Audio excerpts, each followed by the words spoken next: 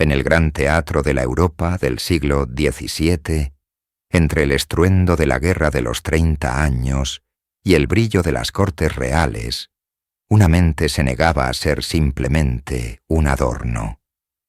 Era la mente de una princesa, nacida para el poder pero destinada al exilio, cuyo verdadero reino no estaba en ningún mapa. Mientras otros anhelaban coronas y conquistas, ella buscaba respuestas en los laberintos del alma humana, en la enigmática conexión entre el espíritu y la materia. Su campo de batalla era el pergamino, su arma, una pluma afilada. A través de una correspondencia que desafiaría al más grande filósofo de su tiempo, esta mujer no solo cuestionó la autoridad de los pensadores, sino que forjó un legado intelectual que permanecería oculto durante siglos. Esta no es la historia de una princesa que esperaba ser rescatada. Es la historia de la princesa que se atrevió a interrogar al universo, la mujer que obligó a la filosofía a rendirle cuentas. Isabel de Bohemia, Europa, 1618. Un continente al borde del abismo. Las tensiones religiosas entre católicos y protestantes han llegado a un punto de ebullición, y el aire está cargado con el olor a pólvora y a guerra inminente. En medio de esta tormenta que se avecina, en el suntuoso castillo de Heidelberg, nace una niña. Es el 26 de diciembre, y su nombre es Isabel. No es una niña cualquiera. Es la primogénita de Federico V, el elector palatino, y de Isabel Estuardo, la brillante y carismática hija del rey Jacobo, primero de Inglaterra. Su cuna no es solo un mueble de seda y madera tallada, sino el epicentro de las esperanzas protestantes de toda Europa. La corte de Heidelberg es un faro de cultura y pensamiento renacentista. Sus jardines, el famoso Hortus Palatinus, son una maravilla de la ingeniería y el arte, un paraíso terrenal diseñado para reflejar la armonía cósmica. En este ambiente de refinamiento intelectual y optimismo político, la pequeña Isabel da sus primeros pasos, ajena a las intrigas que se tejen más allá de los muros del castillo. Pero el destino es un jugador impaciente. En 1619, los nobles protestantes de Bohemia se rebelan contra su rey católico, Fernando II de Habsburgo, y buscan un nuevo monarca que defienda su fe. Sus ojos se vuelven hacia el joven y ambicioso Federico V. Le ofrecen la corona de Bohemia. La oferta es una tentación irresistible, pero también una apuesta de consecuencias catastróficas. Aceptar significa desafiar directamente al poder del Sacro Imperio Romano Germánico y a la dinastía más poderosa de Europa. La corte se divide. Los consejeros advierten del peligro, pero la ambición de Federico y la influencia de su esposa, quien anhela ser reina, son más fuertes. Toman la decisión que cambiará sus vidas para siempre. Aceptan la corona. La familia se traslada a Praga en medio de una pompa triunfal. Son aclamados como los salvadores de la causa protestante. Durante un breve y deslumbrante invierno, reinan sobre Bohemia. Isabel, con apenas un año de vida, es ahora una princesa real en la majestuosa Praga. Pero el brillo es efímero. El invierno de su reinado es literal y metafórico. Mientras la nieve cubre la ciudad, los ejércitos católicos de la Liga se congregan, decididos a aplastar la rebelión. El 8 de noviembre de 1620, en la batalla de la Montaña Blanca, a las afueras de Praga, el sueño se convierte en una pesadilla sangrienta. El ejército bohemio es aniquilado en poco más de una hora. El reinado de Federico e Isabel ha durado apenas una estación. El pánico se apodera del castillo. No hay tiempo para empacar tesoros ni para despedidas formales. Solo hay tiempo para huir. En medio del caos, la pequeña princesa Isabel, que apenas ha aprendido a caminar, es arrancada de su cuna y llevada a un carruaje que se pierde en la noche. Su reino ha desaparecido. Su hogar está en llamas. Su vida de princesa ha terminado antes de empezar. Un exilio largo y amargo la espera. Un viaje que forjará su carácter y la convertirá en una de las mentes más extraordinarias de su tiempo. La huida de Praga no es un viaje. Es una fuga desesperada. El carruaje que transporta a la familia real despojada traquetea por los caminos helados de una Europa central que se desangra en los albores de la guerra de los 30 años. Detrás de ellos, el eco de la derrota en la Montaña Blanca y la furia de los ejércitos imperiales. Federico e Isabel, el rey y la reina de invierno, son ahora fugitivos. Para la pequeña Isabel, de apenas 2 años, el mundo se ha reducido al interior de un vehículo en constante movimiento, a los rostros angustiados de sus padres y al frío penetrante de un futuro incierto. Son parias en su propia tierra, rechazados en muchas ciudades por temor a las represalias de los Habsburgo. Su viaje es una odisea de humillación y peligro que finalmente los lleva a las Provincias Unidas de los Países Bajos, un bastión del protestantismo que les ofrece un precario refugio. Se instalan en La Haya, una ciudad vibrante y cosmopolita, pero su nueva vida es una sombra de lo que fue. Ya no habitan en palacios majestuosos, sino en una residencia modesta, mantenida gracias a la caridad de sus anfitriones holandeses y a las menguantes pensiones enviadas desde Inglaterra. Forman una corte en el exilio, un fantasma de la realeza que se aferra a los títulos y a la esperanza de restaurar su patrimonio perdido. Isabel crece en este ambiente único, una mezcla de nostalgia por la gloria perdida y de febril actividad política. Su hogar es un centro de conspiraciones y diplomacia, donde se reciben constantemente a exiliados, soldados y embajadores que alimentan la llama de la causa palatina. Escucha conversaciones sobre batallas, alianzas y traiciones. Ve la preocupación constante en el rostro de su padre y la inquebrantable determinación de su madre, Isabel Estuardo, quien a pesar de la adversidad nunca renuncia a su estatus real y lucha incansablemente por los derechos de sus hijos. La familia sigue creciendo. Nacen más hermanos y hermanas, llenando la casa de vida, pero también de más bocas que alimentar y más futuros que asegurar. Isabel, como la mayor, asume responsabilidades desde muy joven. No es una princesa de cuento de hadas, es la hija de un rey sin reino, una pieza en un tablero de ajedrez geopolítico que parece no tener fin. Su infancia no está marcada por los bailes y los lujos, sino por la escasez, la incertidumbre y la conciencia permanente de su precaria situación.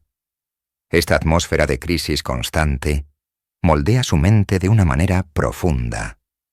Mientras otros niños de la realeza aprenden las sutilezas del protocolo cortesano, Isabel aprende las duras lecciones de la política, la fragilidad del poder y la crueldad del destino. El exilio se convierte en su escuela, y la adversidad en su más severa maestra. En lugar de doblegarla, esta crianza atípica despierta en ella una sed de conocimiento y una búsqueda de algo más permanente y seguro que las promesas vacías de los hombres y los vaivenes de la fortuna. ¿Cómo encontrar un fundamento sólido en un mundo que se desmorona?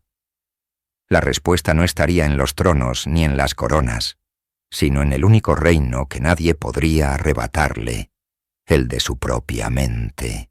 En la bulliciosa casa de La Haya, entre las intrigas políticas de su padre y los esfuerzos de su madre por mantener las apariencias de una corte real, la joven princesa Isabel encuentra su verdadero refugio en un lugar inesperado: los libros. Mientras sus hermanos menores como el impetuoso Ruperto o el galante Mauricio, se inclinan por las artes de la guerra y la equitación. Isabel muestra desde temprana edad una inclinación casi voraz por el estudio. Su mente es un terreno fértil y su curiosidad, un apetito insaciable. Su madre, Isabel Estuardo, a pesar de las dificultades económicas, comprende la importancia de una educación sólida. Se asegura de que todos sus hijos reciban la mejor instrucción posible, pero es la primogénita quien absorbe cada lección con una intensidad asombrosa. La educación de Isabel va mucho más allá de las artes y las gracias sociales que se esperaban de una princesa del siglo XVII. Su currículo es el de un erudito.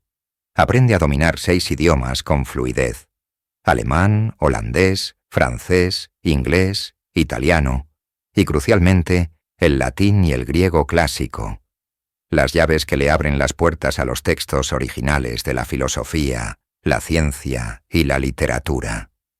Sus tutores se maravillan de su capacidad. No es una estudiante pasiva que memoriza fechas y hechos. Es una interlocutora activa que debate, cuestiona y desafía. Se sumerge en las complejidades de las matemáticas, encontrando una belleza y una certeza en los números y la geometría que contrasta con la caótica incertidumbre de su vida. Estudia lógica, retórica, historia y teología, construyendo un andamiaje intelectual de una solidez formidable. Su agudeza mental es legendaria dentro del círculo familiar. La llaman la griega, por su amor a los clásicos, y su capacidad para analizar problemas complejos supera a la de muchos de los consejeros de su padre. Pero este don también la aísla. En un mundo donde el destino de una princesa era un matrimonio estratégico, su intelecto era visto por algunos potenciales pretendientes más como un obstáculo que como un atractivo. Rechaza varias propuestas de matrimonio, incluyendo una del rey de Polonia, en parte por motivos religiosos, pero también por una aversión a someter su mente independiente a un marido que no pudiera igualarla intelectualmente. Su educación no es solo una acumulación de conocimientos, es la forja de un espíritu crítico. Aprende a no aceptar las verdades establecidas sin examinarlas. Lee a los estoicos como Séneca y Epicteto, y sus enseñanzas sobre la virtud como el único bien y la indiferencia ante las calamidades externas resuenan profundamente en su alma de exiliada. Sin embargo, cuanto más aprende, más preguntas surgen. Las antiguas filosofías le ofrecen consuelo, pero no todas las respuestas. El mundo está cambiando, y con él, las ideas. La ciencia de Copérnico y Galileo está desplazando a la Tierra del centro del universo. Una nueva filosofía mecanicista comienza a desafiar las viejas concepciones del alma y la materia. Isabel ha dominado el conocimiento del pasado, pero su mente inquieta se siente irresistiblemente atraída por las revolucionarias ideas del futuro, preparándola para un despertar intelectual que la pondrá en contacto con el pensador más radical de su era. La Haya, en la década de 1630, no es solo el hogar de una corte en el exilio, es un crisol de ideas. La relativa tolerancia religiosa y la libertad de imprenta de los Países Bajos la convierten en un imán para intelectuales, científicos y librepensadores de toda Europa que huyen de la persecución y la censura de la Guerra de los 30 años. Para una mente como la de Isabel, este entorno es electrizante. Su hogar se convierte en un salón de debate improvisado, donde las conversaciones no giran únicamente en torno a la recuperación del Palatinado, sino también sobre las últimas teorías astronómicas, los nuevos descubrimientos matemáticos y, sobre todo, las nuevas y perturbadoras corrientes filosóficas. Isabel ya no es solo una estudiante, se ha convertido en una participante activa de este vibrante mundo intelectual. Devora los textos de los pensadores antiguos y contemporáneos, pero su lectura es siempre crítica, siempre analítica. Los estoicos le han enseñado a cultivar la fortaleza interior frente a la adversidad, una lección que aplica a diario en su vida. Pero su mente, entrenada en la lógica y las matemáticas, busca una certeza más rigurosa, un sistema de pensamiento que pueda explicar el mundo de manera coherente y racional. Es entonces cuando se encuentra con la nueva filosofía. Las ideas de figuras como Francis Bacon y Galileo Galilei proponen una visión del universo como una gran máquina, gobernada por leyes matemáticas precisas. Esta visión mecanicista la fascina, pero también la inquieta profundamente. Si el cuerpo humano es simplemente una máquina compleja de carne y hueso, ¿qué lugar ocupa el alma? Si el pensamiento y la conciencia son inmateriales, ¿cómo pueden interactuar con el mundo físico y material? ¿Cómo puede una decisión no física, un pensamiento, mover un brazo o una pierna? Esta pregunta, el problema de la interacción entre mente y cuerpo, se convierte en una obsesión para ella. No es un mero acertijo académico. Para Isabel, es una cuestión existencial. Ha visto cómo las pasiones, la ambición y el miedo, fuerzas inmateriales, han provocado guerras, destruido reinos y condenado a su familia al exilio. Comprender la conexión entre el alma y el cuerpo es comprender la condición humana misma. Su búsqueda de respuestas la lleva a examinar y descartar diversas teorías. Las explicaciones escolásticas tradicionales, basadas en Aristóteles, le parecen obsoletas e insuficientes. Las nuevas filosofías mecanicistas, aunque atractivas por su rigor, parecen crear una brecha insalvable entre el pensamiento y la materia, dejando el alma como un fantasma impotente en la máquina del cuerpo. Se siente atrapada en un callejón sin salida intelectual. Ha llegado al límite de lo que los libros y los eruditos de su círculo pueden ofrecerle. Necesita un nuevo guía, alguien cuya audacia intelectual pueda igualar la profundidad de sus propias preguntas. Es en este momento de intensa búsqueda cuando llega a sus manos un libro que está causando conmoción en toda Europa. Las Meditaciones metafísicas, de un filósofo francés que vive recluido en Holanda. Este hombre, René Descartes, afirma haber encontrado un método para alcanzar la verdad absoluta, comenzando desde la duda radical.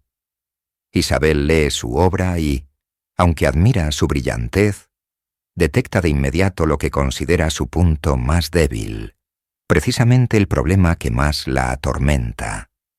Decide que no puede quedarse con la duda. Debe contactar a ese hombre. Debe plantearle sus objeciones directamente.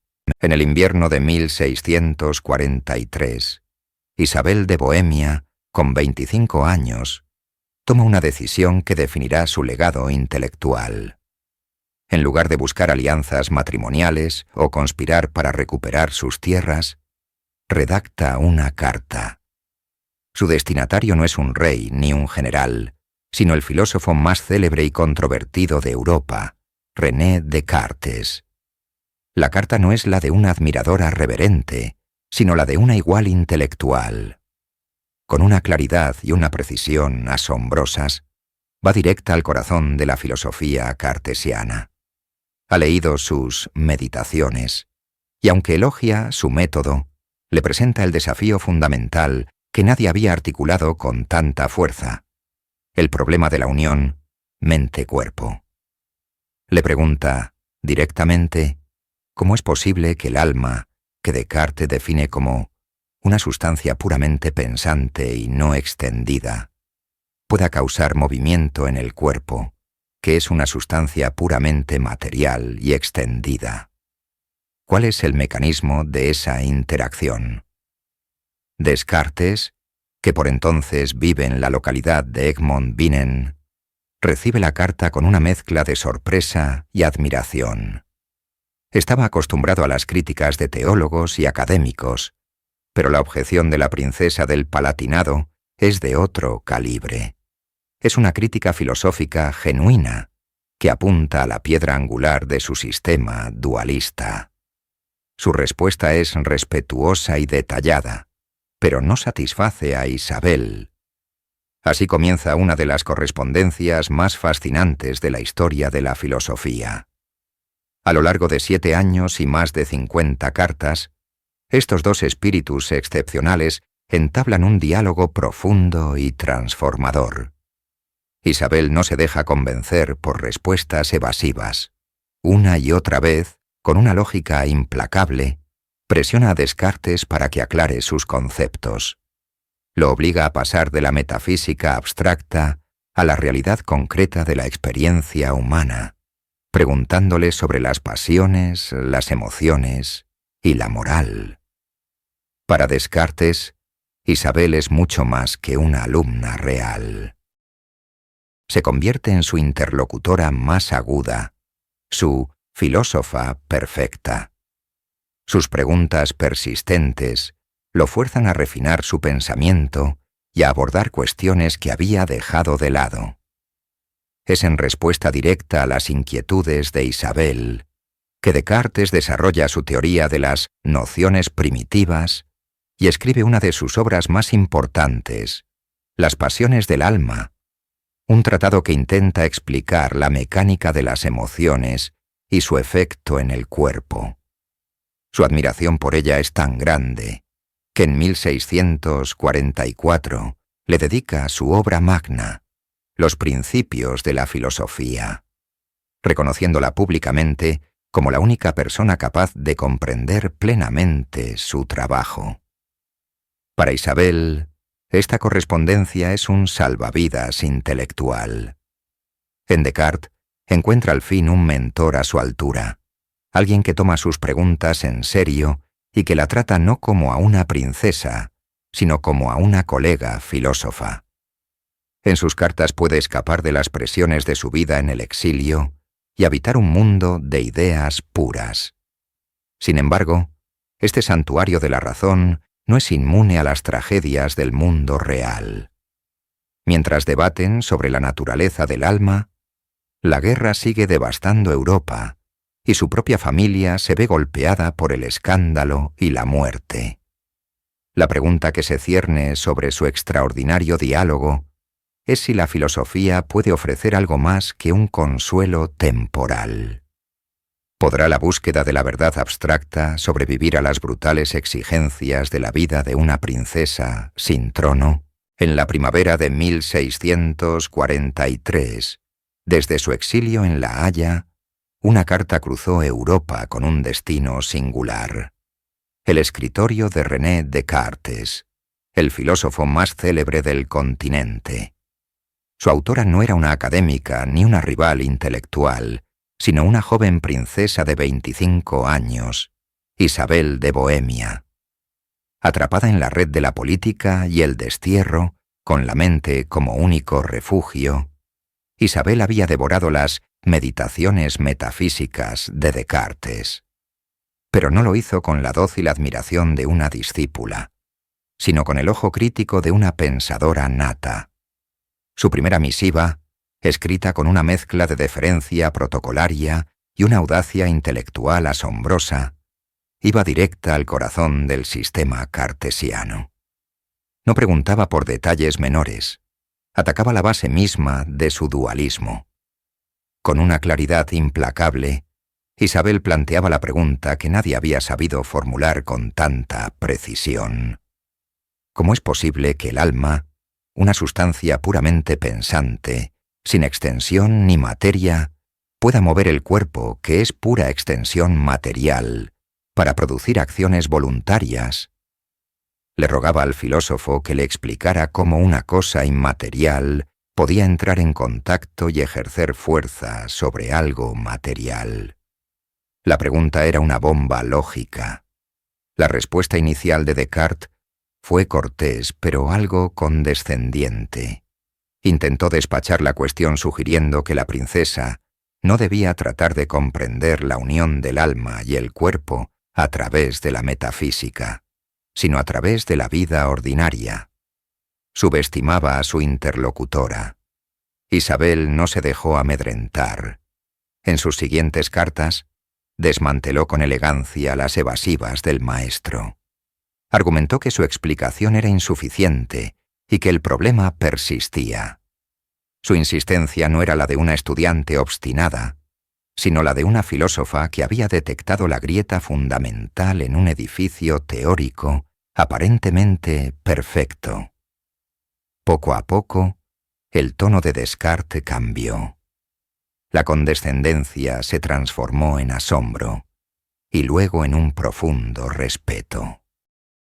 Se dio cuenta de que no estaba tratando con una aficionada, sino con una mente de primer orden. La correspondencia se convirtió en un diálogo entre iguales, un intercambio febril de ideas que se prolongaría durante 7 años. Isabel, desde su enclaustramiento dorado, había logrado lo impensable. Había puesto en jaque al padre de la filosofía moderna. El gran René Descartes, el hombre que había reconstruido la certeza desde la duda, se encontró sin una respuesta satisfactoria. La pregunta de una princesa exiliada había expuesto la falla más profunda en el corazón de su sistema. Una falla que intentaría reparar desesperadamente, pero que quizás nunca podría cerrar del todo. El eco de la pregunta de Isabel resonaba en la mente de Descartes. ¿Cómo un alma inmaterial mueve un cuerpo material? Este no era un simple acertijo, era el nudo gordiano de la filosofía del siglo XVII, y la princesa lo había apretado con una fuerza inusitada. Forzado a dar una respuesta más concreta, Descartes expuso su hipótesis más famosa y controvertida. Propuso que la interacción entre alma y cuerpo ocurría en un lugar muy específico del cerebro, la glándula pineal. Según él, esta pequeña glándula, única y central, era el punto de encuentro donde el alma, a través de su voluntad, podía influir en los espíritus animales, unos fluidos sutilísimos que viajaban por los nervios para mover los músculos. Parecía una solución ingeniosa, casi anatómica, al problema metafísico. Pero para Isabel no era más que un elegante desvío. Con su lógica afilada, la princesa contraatacó. Señaló que localizar el punto de interacción no resolvía el problema fundamental. La cuestión no era dónde, sino cómo. ¿Cómo podía el alma, sin forma ni tamaño, presionar o mover la glándula pineal? ¿Qué tipo de contacto podía existir entre algo que no ocupa espacio y algo que sí lo hace? Para mover algo, se necesita empujarlo, y para empujar se necesita una superficie, una extensión. El alma cartesiana carecía de todo ello. La crítica de Isabel era devastadora. Demostró que Descartes simplemente había trasladado el misterio a un órgano diminuto en el centro del cerebro. El filósofo, acorralado, intentó usar analogías, como la de la gravedad, para explicar cómo algo inmaterial podía actuar sobre lo material. Isabel las desechó por imprecisas. El debate epistolar se intensificó, revelando a una Isabel que no era solo una crítica, sino una colaboradora activa, obligando a Descartes a refinar, aclarar e incluso modificar sus propias doctrinas. Fue a través de este intenso diálogo que Descartes se vio forzado a admitir que la unión del alma y el cuerpo era una noción primitiva, un concepto fundamental que se comprende a través de la experiencia directa de la vida, no solo a través del intelecto puro. Era una concesión enorme, un reconocimiento de que su estricto dualismo racional tenía límites. La princesa no solo había encontrado una debilidad, había provocado una evolución en el pensamiento cartesiano. Tan profundo fue el impacto de Isabel que Descartes, en un gesto de admiración sin precedentes, tomó una decisión que asombraría al mundo intelectual. Se preparaba para dedicarle su próximo gran tratado, una obra que nacería directamente de las incisivas preguntas de la princesa. Pero ¿resolvería este nuevo libro el enigma que ella había planteado con tanta brillantez? El año es 1649. Un paquete llega a La Haya desde la gélida corte de Estocolmo, donde Descartes se había mudado para instruir a la reina Cristina de Suecia. Dentro se encuentra su última obra, Las Pasiones del Alma. Al abrirlo, Isabel de Bohemia encuentra su nombre en la dedicatoria. El filósofo le rendía el máximo homenaje, reconociéndola públicamente como la inspiración directa del libro. Era la culminación de su largo diálogo, la respuesta de Descartes a los desafíos de Isabel sobre el alma, el cuerpo y las aflicciones que la atormentaban. En el tratado, Descartes argumentaba que las pasiones como el amor, el odio o la tristeza no eran fenómenos del alma, sino del cuerpo. Eran percepciones causadas por el movimiento de los espíritus animales, y la clave para una vida virtuosa era que el alma, a través de la razón y la voluntad, aprendiera a dominarlas. Era una solución mecanicista y optimista, un manual para el control racional de la vida emocional, diseñado para responder a las preocupaciones de Isabel sobre cómo su melancolía y sus dolencias físicas estaban conectadas. Isabel se sintió profundamente honrada, pero no completamente convencida. Su respuesta fue, una vez más, una crítica sutil, pero profunda. Agradeció la dedicatoria, pero llevó el debate a un nuevo nivel. Argumentó que Descartes subestimaba el poder abrumador de las pasiones y sobreestimaba la capacidad de la razón para controlarlas. Su crítica no venía de la teoría abstracta, sino de la experiencia vivida. Como una mujer que sufría de migrañas crónicas, problemas respiratorios y una profunda tristeza derivada de las tragedias de su familia, ella sabía que la enfermedad corporal podía debilitar el alma hasta el punto de hacer imposible el ejercicio de la voluntad. Le preguntó a Descartes cómo una persona que sufre de una gran debilidad o una mala constitución del cuerpo podría simplemente decidir, a través de la razón, no estar triste o no sentir dolor. Estaba introduciendo la realidad del cuerpo sufriente en el corazón de la filosofía. Su perspectiva era más integrada, casi moderna, sugiriendo que la condición del cuerpo afecta fundamentalmente la capacidad de razonar del alma. El debate se movía de la metafísica pura a la psicología y la medicina psicosomática. Isabel estaba lista para enviar su siguiente réplica, para seguir empujando los límites del pensamiento de su amigo y mentor. Pero mientras afilaba sus argumentos, una carta con un sello sueco se abría paso hacia La Haya. No contenía filosofía, sino una noticia que silenciaría para siempre a uno de los lados de su extraordinario diálogo. Febrero de 1650. La noticia de la muerte de René Descartes en Estocolmo, víctima de una neumonía, cae como un rayo sobre La Haya. Para Isabel, es un golpe devastador. El vibrante intercambio intelectual que había sido el ancla de su existencia durante 7 años se desvanece en un silencio absoluto. El mundo de las ideas puras, donde ella era una soberana, choca brutalmente con la cruda realidad de su condición. Una princesa exiliada, soltera y con un futuro incierto. Sin su confidente filosófico, el vacío que deja Descartes es rápidamente ocupado por las presiones de su familia. La paz de Westfalia de 1648 había restaurado a su hermano Carlos Luis en una parte de sus tierras del Palatinado, pero la fortuna de la familia seguía siendo precaria.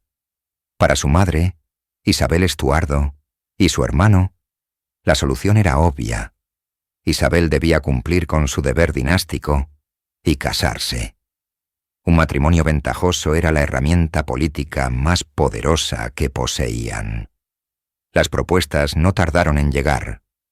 La más seria fue la del rey de Polonia, Ladislao IV Vasa, un monarca poderoso que ofrecía una alianza estratégica. Para su familia, era una oportunidad de oro, una forma de restaurar el prestigio y la seguridad de su linaje. Pero Isabel se negó. Su rechazo no era un simple capricho romántico.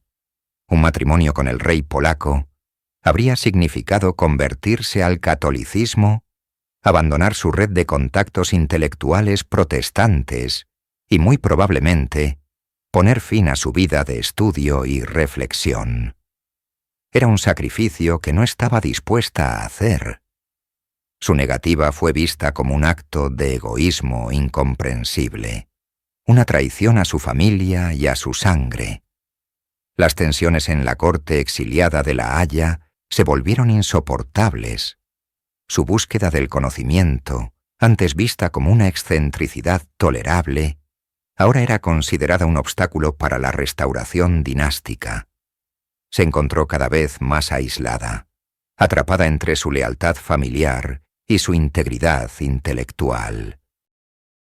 Cada nueva propuesta de matrimonio que rechazaba era un portazo a las ambiciones de su hermano, un acto de rebelión que sus parientes no podían perdonar. Se encontraba en una encrucijada existencial. El mundo filosófico que tanto amaba había perdido a su figura central, y el mundo político la asediaba, exigiéndole que renunciara a su autonomía.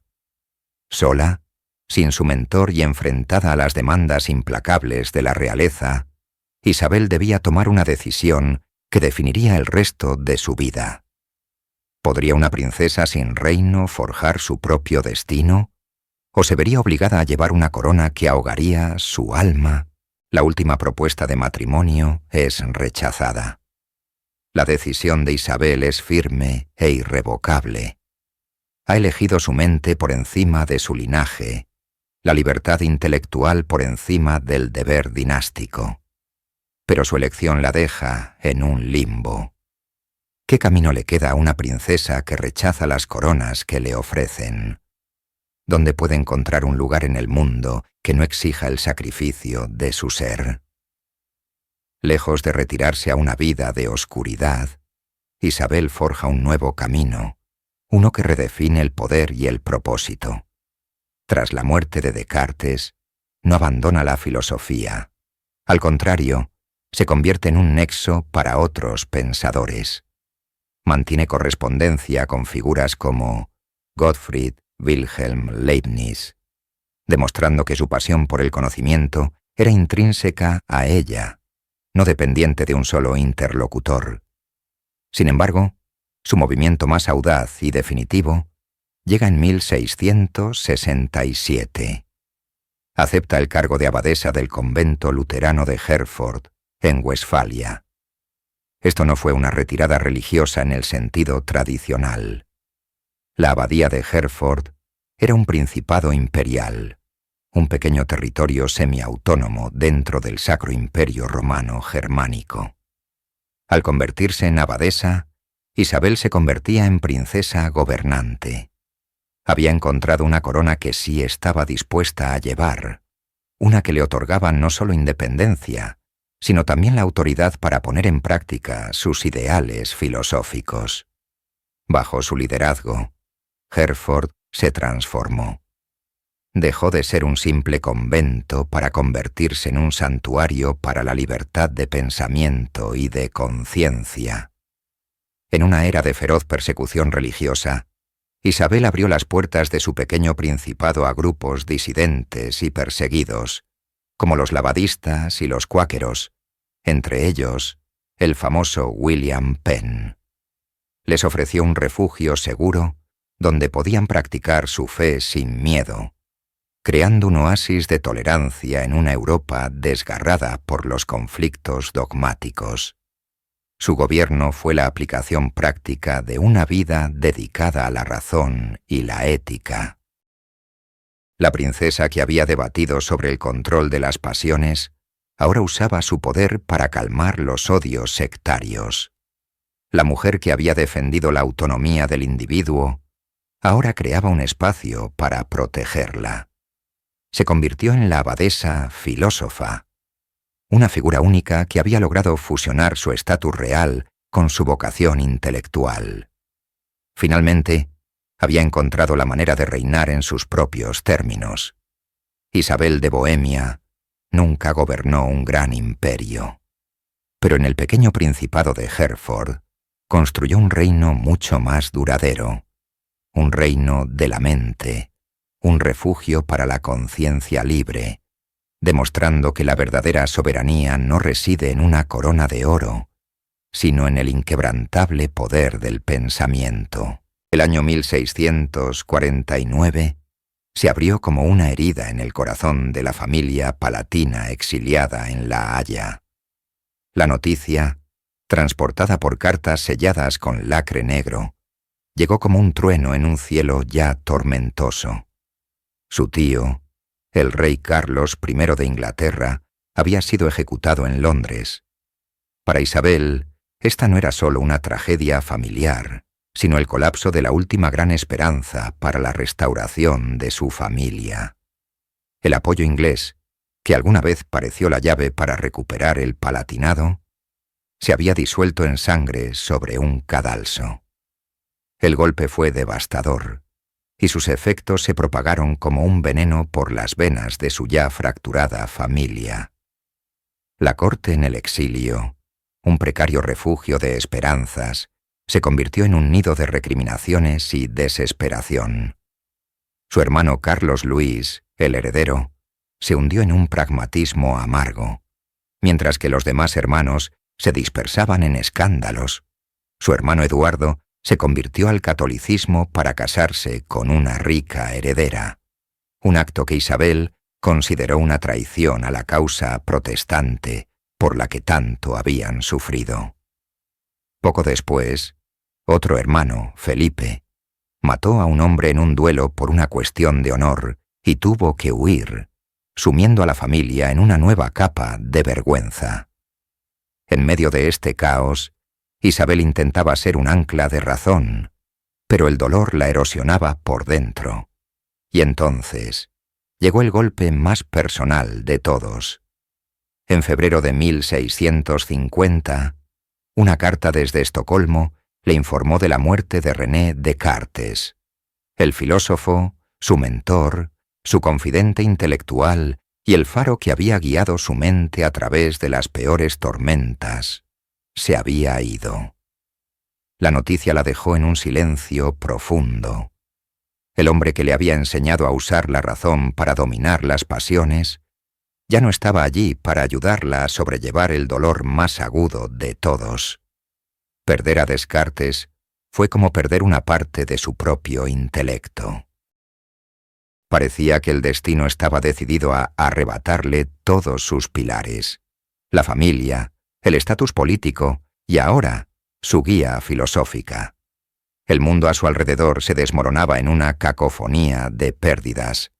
Sin embargo, en el abismo de la desesperación, Isabel no se rompió. Al contrario, se aferró a la filosofía con una nueva ferocidad.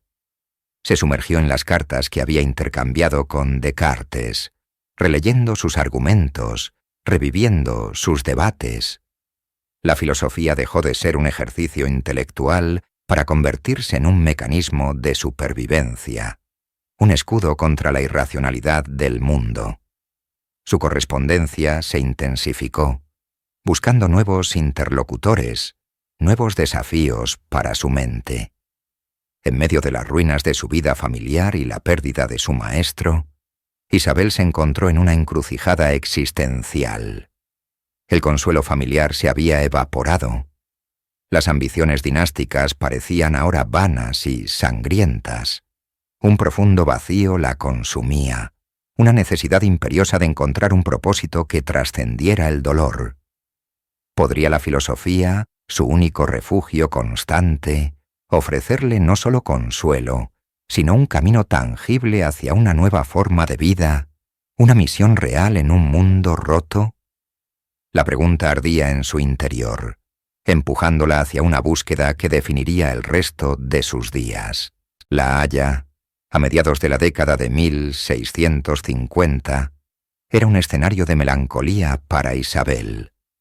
Los ecos de la ejecución en Inglaterra y la muerte de Descartes aún resonaban en los salones de la corte. A sus 30 y tantos años, observaba con creciente desdén los dramas interminables de sus hermanos y las intrigas políticas fallidas que definían su existencia. Se sentía atrapada en un limbo, una princesa sin principado, una intelectual sin un propósito tangible. Su mente, sin embargo, se negaba a permanecer inactiva. Inició un viaje interior, una deliberada búsqueda de un significado que fuera más allá de la restauración de un título perdido. Este viaje la llevó por caminos intelectuales inesperados, mucho más allá del racionalismo cartesiano. Comenzó a cartearse con un grupo religioso que estaba causando revuelo en Europa por su pacifismo y sus ideas radicales: los cuáqueros. A través de líderes como William Penn y Robert Barclay, Isabel se sintió profundamente atraída por su concepto de la luz interior, la idea de una guía divina y moral dentro de cada individuo, accesible a través de la introspección y no de la jerarquía eclesiástica. Esta noción resonaba con su propia confianza en la razón individual como fuente de verdad. Al mismo tiempo, su curiosidad la llevó a explorar las obras de los platónicos de Cambridge, un grupo de filósofos y teólogos ingleses que intentaban forjar una síntesis entre la fe cristiana, la razón y la filosofía clásica. Pensadores como Henry Moore le ofrecieron una perspectiva que valoraba tanto el espíritu como el intelecto, un contrapunto a la estricta dualidad cartesiana de mente y cuerpo que tanto la había preocupado. Mientras su universo intelectual se expandía, su situación personal se volvía más precaria. Su hermano, Carlos Luis, había logrado recuperar una parte del Palatinado en 1648, gracias al Tratado de Westfalia, pero su generosidad hacia sus hermanos exiliados era escasa. Las pensiones que enviaba a Isabel eran irregulares e insuficientes, manteniéndola en un estado de dependencia humillante. Esta negligencia familiar, combinada con su creciente desilusión por la política dinástica, la empujó a buscar una autonomía real. Ya no quería ser una pieza en el juego de ajedrez de otra persona. Empezó a estudiar textos sobre gobernanza, derecho y administración, no con la idea de reinar sobre un vasto territorio, sino con la visión de crear y liderar una comunidad basada en principios éticos y racionales. Cansada de esperar que el destino le devolviera un trono, Isabel tomó una decisión que cambiaría su vida para siempre. Debía forjar su propio dominio, un reino no de tierra y ejércitos, sino de intelecto y espíritu. Fue entonces cuando una oportunidad singular, casi providencial, surgió desde el corazón del Sacro Imperio Romano Germánico. Una oferta que era a la vez una salvación y un desafío monumental: la posibilidad de convertirse en la abadesa de la abadía de Hereford. ¿Podría ella, una filósofa calvinista, liderar una institución luterana? Estaba lista para cambiar la corona invisible de princesa por el báculo real de abadesa. El año es 1667. Después de una década de complejas negociaciones políticas y una profunda deliberación personal, Isabel de Bohemia, con casi 50 años, llega a las antiguas puertas de la abadía de Hereford en Westfalia. No llega como una refugiada buscando asilo, sino como su nueva gobernante. El aire es denso, cargado con la historia de 900 años y la silenciosa expectativa de la comunidad que ahora está bajo su mando. Para Isabel, Este no es un retiro espiritual, sino la culminación de su búsqueda de propósito. Hereford no era una abadía convencional. Se trataba de una abadía imperial secularizada, una institución luterana para mujeres de la alta nobleza. Su líder, la princesa abadesa, no era simplemente una figura religiosa, era la gobernante de un pequeño principado autónomo, con derecho a un escaño y un voto en la dieta imperial. Era un puesto de poder político real, una oportunidad única para una mujer en el siglo XVII de gobernar por derecho propio. Sin embargo, el desafío era formidable. La abadía que heredó estaba en un estado lamentable. Las finanzas eran un caos absoluto, con deudas acumuladas y una mala gestión crónica. Los edificios históricos se desmoronaban por la negligencia, y las relaciones con el ayuntamiento de la ciudad de Hereford eran tensas, marcadas por constantes disputas sobre derechos y jurisdicciones. Isabel no perdió el tiempo. Con la misma precisión analítica con la que había diseccionado los problemas filosóficos más complejos con Descartes, se dispuso a resolver los problemas prácticos de su nuevo dominio. Su primera acción fue ordenar una auditoría completa de las finanzas. Estudió los libros de contabilidad, identificó las fuentes de despilfarro y comenzó a renegociar las deudas. Supervisó personalmente los planes para la reparación de los claustros y la iglesia, aplicando una lógica rigurosa a la gestión de los recursos. En sus decisiones era evidente la influencia de su formación filosófica. El ideal cartesiano de usar la razón para gobernar las pasiones se tradujo en un estilo de liderazgo mesurado y justo. Buscaba el equilibrio, escuchaba a las partes en conflicto antes de emitir un juicio, y se esforzaba por basar sus decretos en la equidad y el bien común, no en el capricho o la tradición ciega. Este fue el momento de su gran transformación. La teórica en el exilio se convirtió en una líder activa y pragmática. Sintió por primera vez el peso de la responsabilidad directa por el bienestar de miles de almas, desde las damas nobles de la abadía hasta los campesinos que trabajaban sus tierras. Y en ese peso encontró una profunda satisfacción, un propósito que había anhelado durante décadas. En pocos años, logró estabilizar la abadía, ganándose el respeto de sus súbditos con su mente aguda y su gobierno justo. Pero su visión para Hereford iba mucho más allá de la solvencia económica. Soñaba con transformar este pequeño principado en algo revolucionario, un santuario para la mente. Mientras la intolerancia religiosa asolaba Europa, Isabel se preparaba para abrir las puertas de Hereford a los perseguidos por sus ideas. Pero ¿podría su pequeño y frágil estado resistir la ira de los poderosos imperios que lo rodeaban cuando empezaran a acoger a los pensadores más radicales de su tiempo? Un polvoriento carruaje traquetea por los caminos de Westfalia en el verano de 1670. No transporta a un embajador ni a un príncipe, sino a un grupo de exiliados liderados por Jean de Lavadie, un carismático y controvertido ex-jesuita. Expulsados de Ámsterdam por sus creencias, los lavadistas, como se conocía a sus seguidores, buscaban un lugar donde practicar su fe en paz. Su destino, la abadía de Hereford. Su llegada marcó el inicio del experimento más audaz y peligroso de Isabel.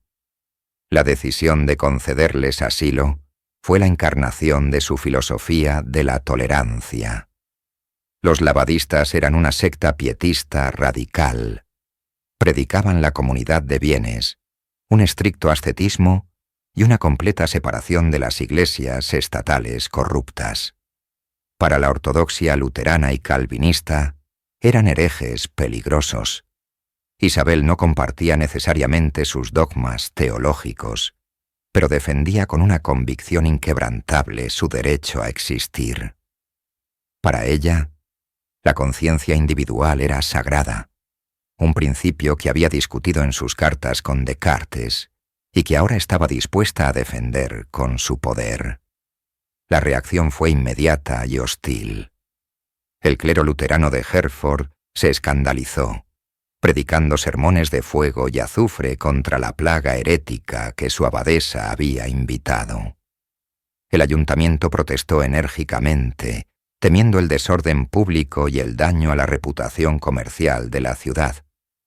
Incluso su propia familia, especialmente su hermano Carlos Luis, le escribió cartas urgentes, advirtiéndole de las graves consecuencias políticas de proteger a un grupo tan notorio. Pero Isabel se mantuvo firme. Usó su autoridad como princesa abadesa para proteger a la comunidad de la abadía. En sus respuestas a los críticos, no citaba la revelación divina, sino los principios de la razón y la ley natural. Argumentaba que la persecución por motivos de fe era irracional y contraproducente. Herford se convirtió en un microcosmos de los debates sobre la tolerancia que definirían la próxima Ilustración. El refugio que ofreció no se limitó a los labadistas. Su vieja amistad con los cuáqueros floreció. William Penn, el futuro fundador de Pensilvania, la visitó en 2 ocasiones, en 1671 y 1677.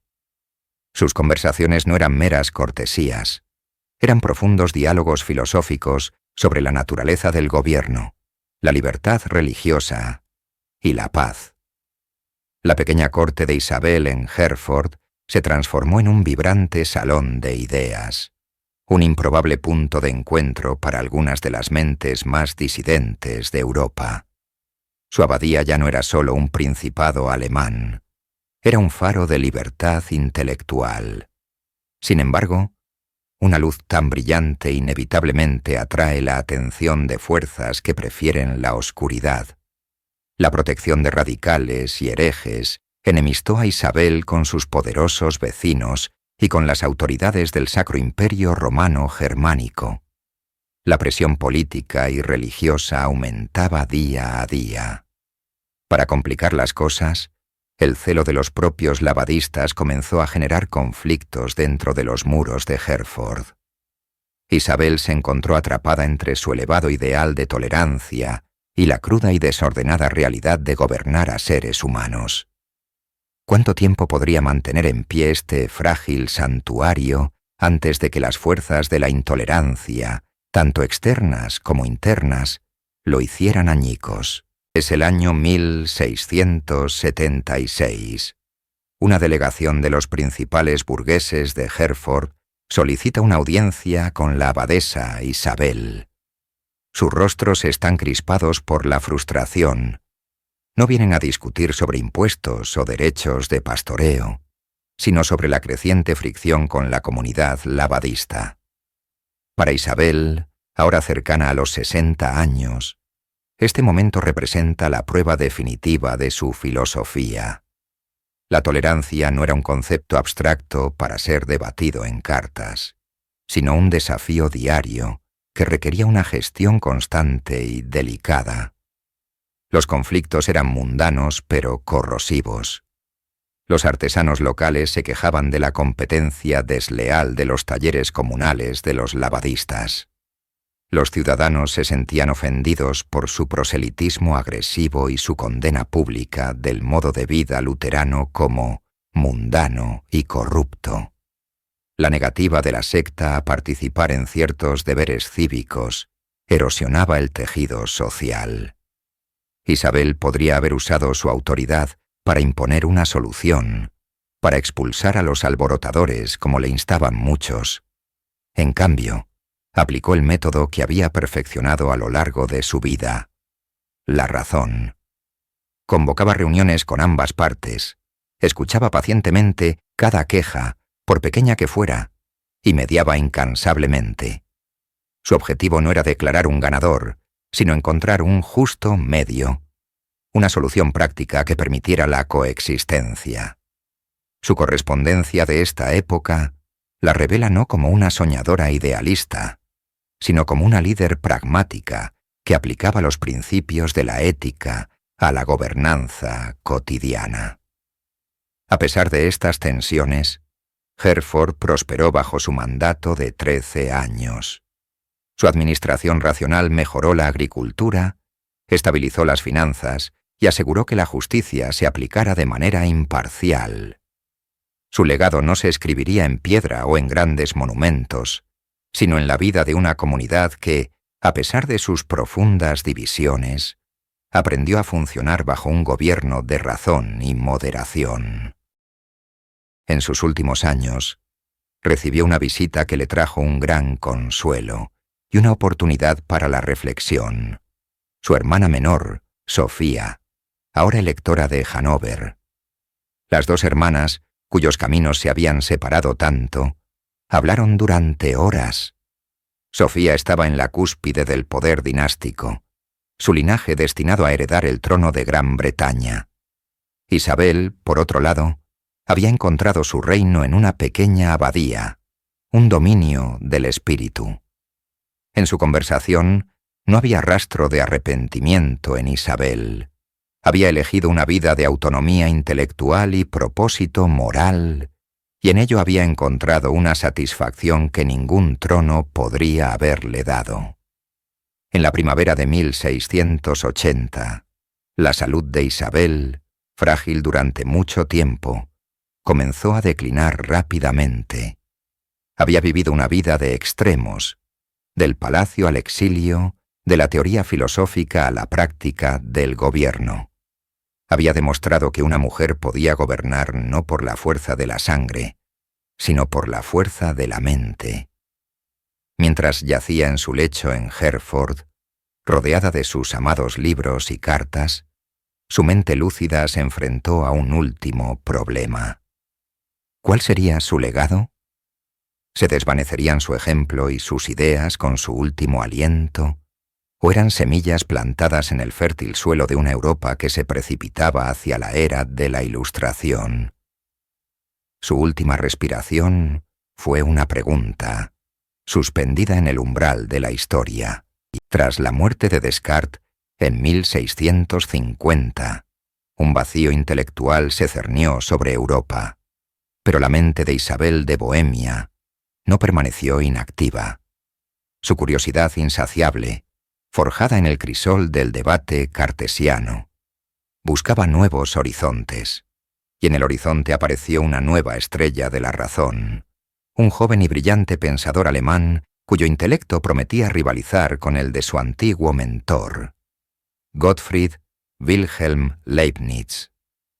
La correspondencia entre ambos comenzó alrededor de 1670, marcando una nueva y fascinante etapa en la vida intelectual de la abadesa. A diferencia de su relación con Descartes, que a menudo tenía un tono de maestro a alumna, su diálogo con Leibniz fue un intercambio entre pares. Se sumergieron en las profundidades de la metafísica, debatiendo sobre la naturaleza de la sustancia, la relación entre el alma y Dios, y los principios fundamentales que rigen el universo. Isabel, con su característica agudeza, presionó a Leibniz sobre sus ideas emergentes, cuestionando la coherencia de sus sistemas y obligándolo a refinar sus argumentos. Ella no era una mera espectadora, sino una participante activa en la construcción de uno de los grandes sistemas filosóficos de la modernidad. Pero el palacio mental de Isabel no solo tenía puertas para los racionalistas. Su abadía de Hereford, un remanso de tolerancia en una Alemania devastada por los conflictos religiosos, se convirtió en un imán para pensadores de toda índole. En 1677, recibió a dos figuras prominentes de un movimiento religioso radicalmente distinto. Los cuáqueros, William Penn, futuro fundador de Pensilvania, y Robert Barclay, su principal teólogo, visitaron a Isabel en Hereford. La encontraron no como una soberana distante, sino como una anfitriona curiosa y respetuosa. Durante días, conversaron intensamente. Los cuáqueros le expusieron su doctrina de la luz interior, la creencia en una presencia divina directa en cada alma humana, su pacifismo radical y su rechazo a las jerarquías eclesiásticas. Isabel, una calvinista devota, escuchó con atención. Aunque nunca se convirtió, quedó profundamente impresionada por su piedad y su coherencia moral. Les ofreció refugio y protección, defendiendo su derecho a practicar su fe en un entorno hostil. Este episodio revela la extraordinaria amplitud de su mente. En la misma época, podía debatir sobre la armonía preestablecida con Leibniz y discutir sobre la experiencia mística directa con los cuáqueros. Herford se había convertido, bajo su gobierno, en un microcosmos de la Europa intelectual, un lugar donde el racionalismo más abstracto y la fe más personal podían dialogar. Isabel se encontraba en la encrucijada de las corrientes más vitales de su tiempo, tejiendo conexiones entre mundos aparentemente irreconciliables. Mientras su mente exploraba estos vastos y a veces contradictorios territorios del pensamiento, las sombras de su propia vida comenzaban a alargarse. ¿Cómo podría una sola alma contener y reconciliar la lógica fría de la metafísica con el fuego ardiente de la fe mística en los años que le quedaban?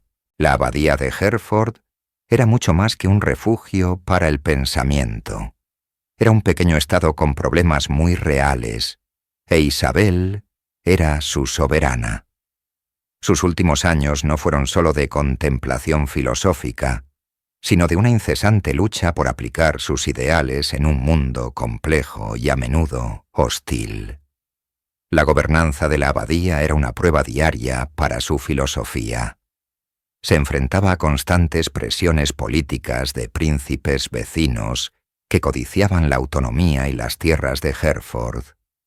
Tenía que mediar en intrincadas disputas legales entre los ciudadanos y proteger la frágil economía de su territorio.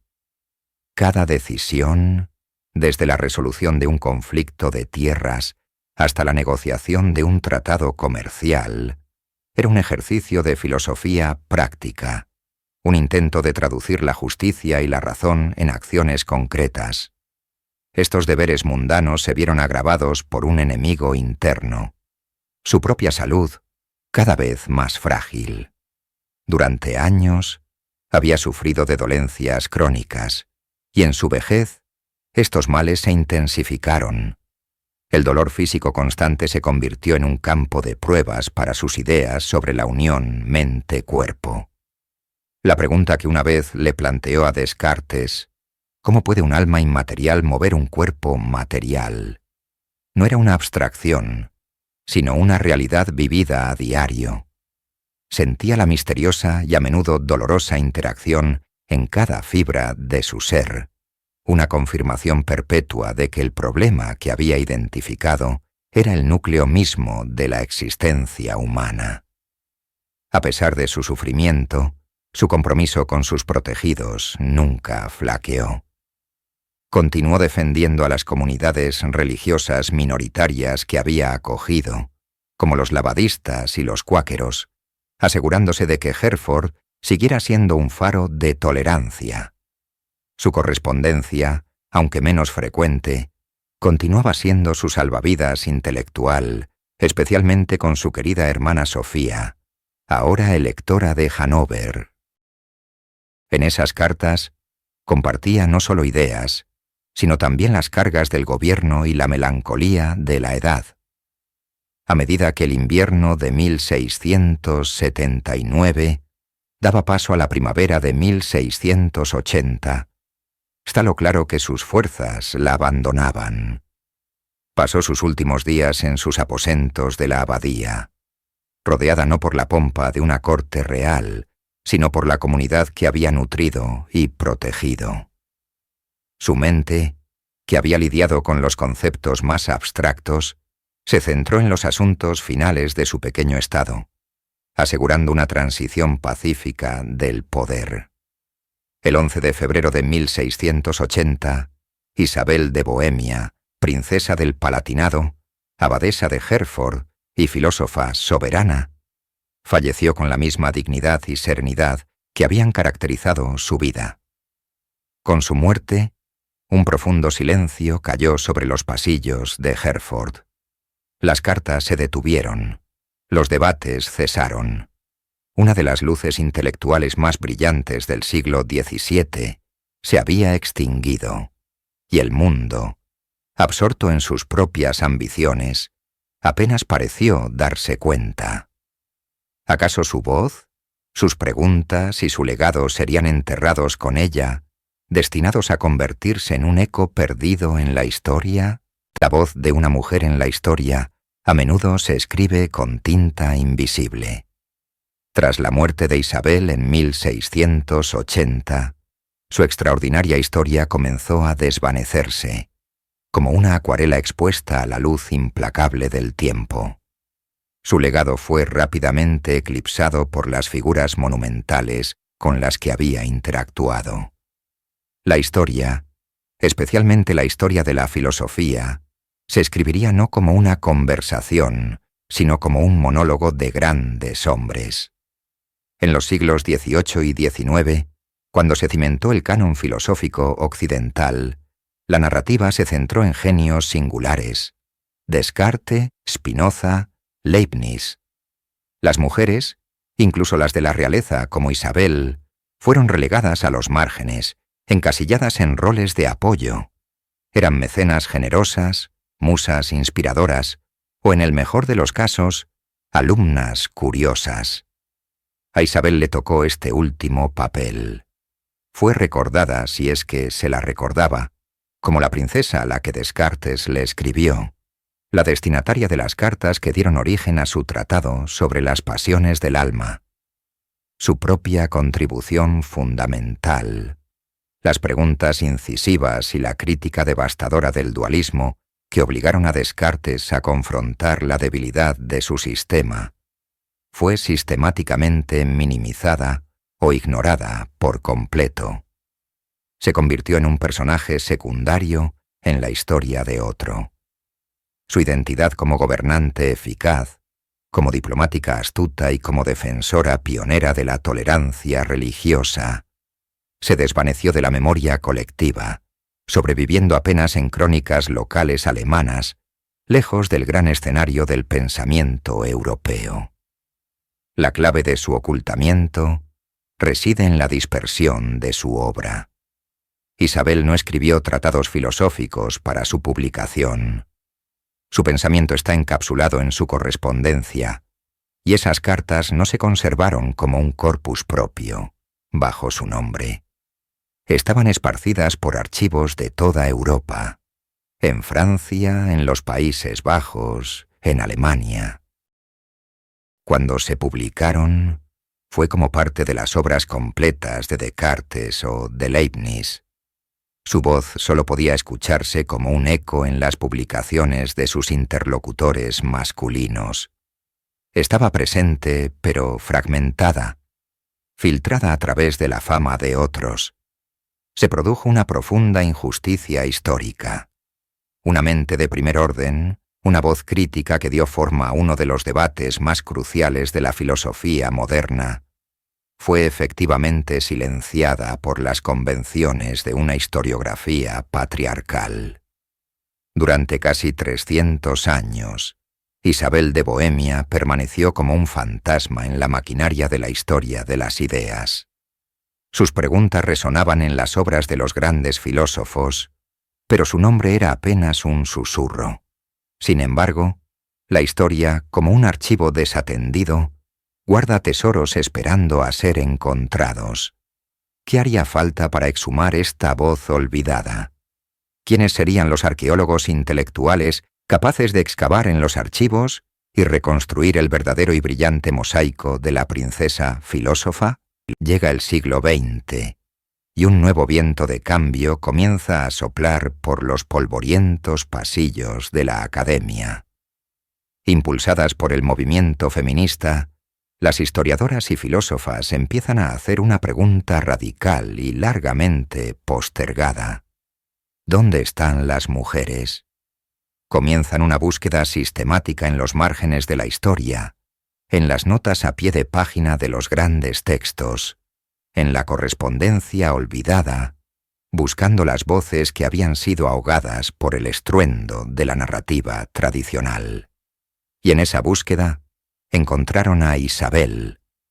El redescubrimiento de Isabel de Bohemia no fue un único momento de revelación, sino un proceso paciente y meticuloso de arqueología intelectual que se extendió durante décadas. Figuras pioneras como la filósofa francesa Geneviève Rodin-Lewis comenzaron a analizar la correspondencia entre Isabel y Descartes, no como un apéndice a la obra del francés, sino como un diálogo filosófico de pleno derecho. Pero fue a partir de la década de 1970, cuando una nueva generación de académicas, como Lisa Shapiro o Andrea Nagy, se dedicó a la tarea de reconstruir a Isabel en su totalidad. Su trabajo fue minucioso. Viajaron a archivos de toda Europa para cotejar las cartas, tradujeron los textos y, lo más importante, los leyeron con una nueva perspectiva. Dejaron de ver a una alumna pasiva y encontraron a una interlocutora formidable y a menudo superior en el debate. Vieron que su famosa pregunta sobre la interacción mente-cuerpo no era una ingenua petición de claridad, era una objeción filosófica fundamental, una daga que apuntaba directamente al corazón del dualismo cartesiano. Demostraron que fue la persistencia y la brillantez de Isabel lo que forzó a Descartes a desarrollar su teoría de las pasiones, en un intento, en gran medida fallido, de responder a su desafío. El redescubrimiento se expandió más allá de Descartes. Los académicos comenzaron a analizar en profundidad su correspondencia con Leibniz, sus interacciones con los cuáqueros, sus escritos políticos y su labor como abadesa. De los fragmentos dispersos surgió una imagen completa y deslumbrante. Isabel no era solo una crítica de Descartes, sino una pensadora con sus propias preocupaciones metafísicas y éticas, una líder política guiada por principios filosóficos y una defensora de la tolerancia en un mundo intolerante. El impacto de este trabajo académico fue transformador. Se publicaron nuevas ediciones críticas de su correspondencia, esta vez centradas en ella. Aparecieron libros y artículos que analizaban su filosofía. Su nombre empezó a incluirse en los planes de estudio universitarios. Isabel de Bohemia estaba siendo rescatada del olvido. El retrato finalmente estaba completo. La princesa pensadora salía de las sombras de los hombres famosos que la rodeaban, ya no como un satélite, sino como una estrella por derecho propio. Su voz, silenciada durante siglos, volvía a hablar con una claridad y una fuerza sorprendentes. Pero, ¿qué nos dice esta voz resucitada? ¿Es simplemente una fascinante curiosidad histórica o la vida y el pensamiento de Isabel de Bohemia encierran una relevancia más profunda y urgente para nuestro propio tiempo? Vivimos en una era de fracturas, una era de especialización que separa la ciencia de las humanidades, la política de la ética, la vida pública de la reflexión privada.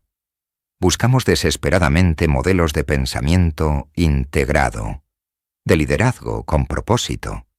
Y al mirar hacia atrás, hacia el tumultuoso siglo XVII, encontramos un modelo asombroso en una princesa que se negó a aceptar estas divisiones, una mujer que insistió en que la vida de la mente y los deberes del mundo eran inseparables.